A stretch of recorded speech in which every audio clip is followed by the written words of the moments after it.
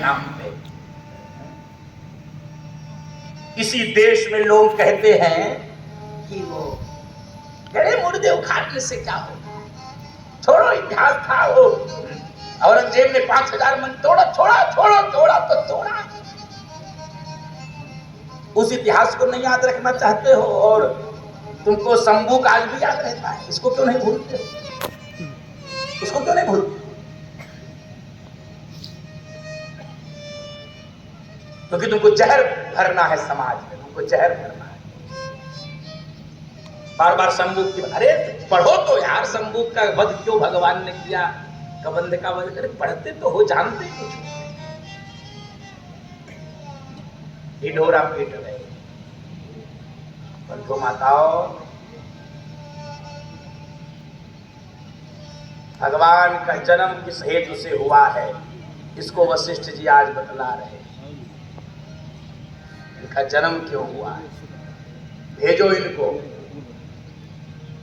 ये यज्ञ की रक्षा करने के लिए, धर्म की रक्षा करने के लिए, दुष्टों के विनाश के लिए, सज्जनों की रक्षा के लिए आए। और बंधु माताओं, भगवान ने विश्वामित्र जी के यज्ञ की रक्षा की है और हमारे जीवन के भी यज्ञ की रक्षा राम और लक्ष्मण करेंगे। राम यानी सत्य, लक्ष्मण यानी वैराग्य। जीवन में सत्य की सुगंध आवे, जीवन में वैराग्य, त्याग, सेवा, समर्पण बढ़े। कुछ राक्षस मर जाएंगे और कुछ राक्षस भाग जाएंगे। विश्वामित्र जी की जैसे हमारे भी यज्ञ की रक्षा हो जाएगी यदि जीवन में राम और लक्ष्मण आएंगे। तो माताओं, भगवान राम विश्वामित्र जी के यज्ञ की रक्षा किया। विश्वामित्र जी ने कहा, राघव एक यज्ञ और है, धनुष यज्ञ सुनी रघुकुल नाथा, हर्षि चले मुनि वर के साथा, हर्षि चले मुनि वर के साथा। धनुष यज्ञ सुनी रघुकुल नाथा, हर्षि चले मुनि वर के साथा, हर्षि चले मुनि वर के साथा। धनुष यज्ञ विशेष है, इसको भी पूरा कर लो। भगवान यहाँ से चले हैं बंधु माताओं विश्वामित्र जी के साथ, भक्ति को प्राप्त करने के लिए जा रहे हैं। जानकी जी भक्ति है और जीवन में जब भी भक्ति की यात्रा करनी हो तो किसी गुरु का सानिध्य, किसी गुरु का आशीर्वाद, किसी गुरु की कृपा, किसी गुरु की कृपा का छांव अनिवार्य है। किसी गुरु की उंगली, किसी गुरु का मार्गदर्शन, किसी गुरु का पथ प्रदर्शन ये अनिवार्य है। जब भी भक्ति की यात्रा करनी हो, भगवान भक्ति को प्राप्त करने के लिए जा रहे हैं, भक्ति की यात्रा हो रही है, गुरुदेव साथ में है। मार्ग में एक सुनसान जंगल, खग मृग जीव जंतु तहना, कोई नहीं है। कोई नहीं है तो एक शिलाखंड दिखलाई पड़ा। गुरुदेव ये पत्थर राघव, गौतम नारी श्राप बस उपल देह धरी,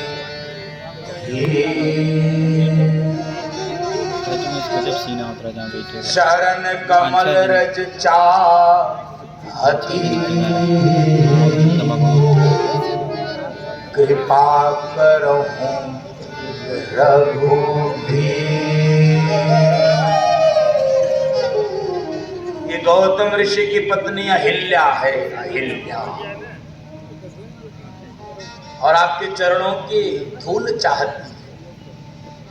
बंधु माताओं,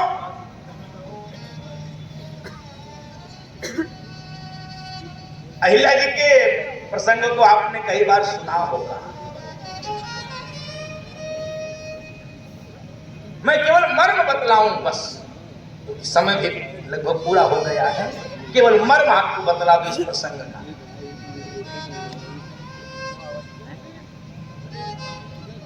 अहिल्या जी से जाने अनजाने जो भी पाप हुआ, मैं उस विषय में नहीं जाना चाहता।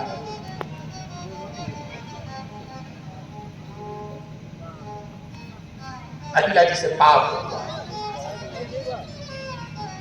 वो कैसा पाप है जो आज भगवान को खींच के ले आया उनके पास? ये पाप है कि पुण्य है?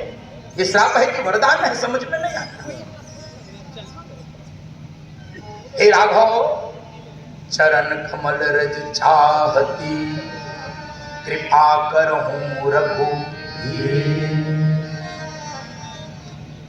ये तुम्हारे चरणों की धूल चाहती है, कृपा करो।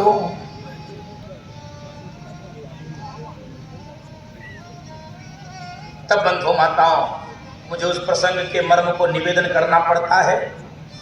आज ये जो श्राप वरदान बनकर दिख रहा है आपको, उसके पीछे का भी जरा मंतव्य समझ लीजिए।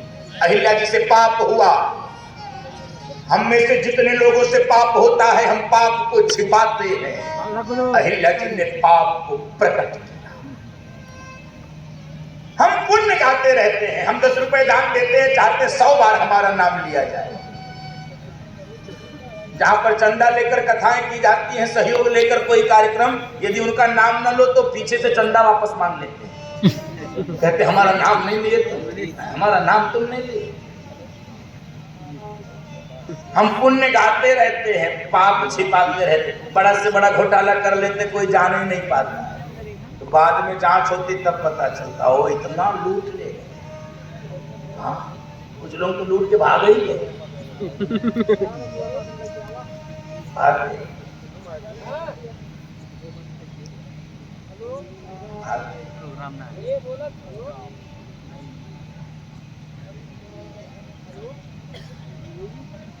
पाप को छिपाइए मत, पुण्य को गाइए मत। बंधु माताओं, पाप छिपाने से भारी होता है, पुण्य गाने से क्षीण होता है। नाम नाम नाम नाम नाम, प्रेरणा के लिए नाम हो जाए तो ठीक है, बहुत नाम के पीछे नहीं भागना चाहिए। नाम के पीछे जो भागता है उसके पीछे से नाम भाग जाता है।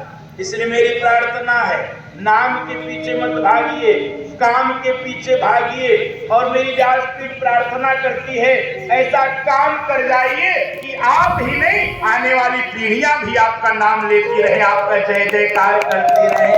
कुछ काम करो, कुछ काम करो, जग में रहकर कुछ काम से पहचान हो, काम से पहचान हो। बंधु माताओं, अहिल्या जी ने पाप को छिपाया नहीं, अहिल्या जी ने पाप को प्रकट कर दिया, अपने पति गौतम ऋषि के चरणों में प्रकट कर दिया। प्रकट करने का परिणाम ये हुआ कि श्राप मिला है, पत्थर बंधा पड़ा है। लेकिन यदि पाप प्रकट कर देते हैं बंधु माताओं, तो वही श्राप वरदान बन जाता है। श्राप के कारण पत्थर तो बनना पड़ा, लेकिन आज उसी पत्थर को मुक्त करने के लिए भगवान राम स्वयं चल कर आए हैं। यही वरदान में बदल गया श्राप। बंधु माताओं, पाप को प्रकट कर देना कहां? आप सोच रहे होंगे कहां करना?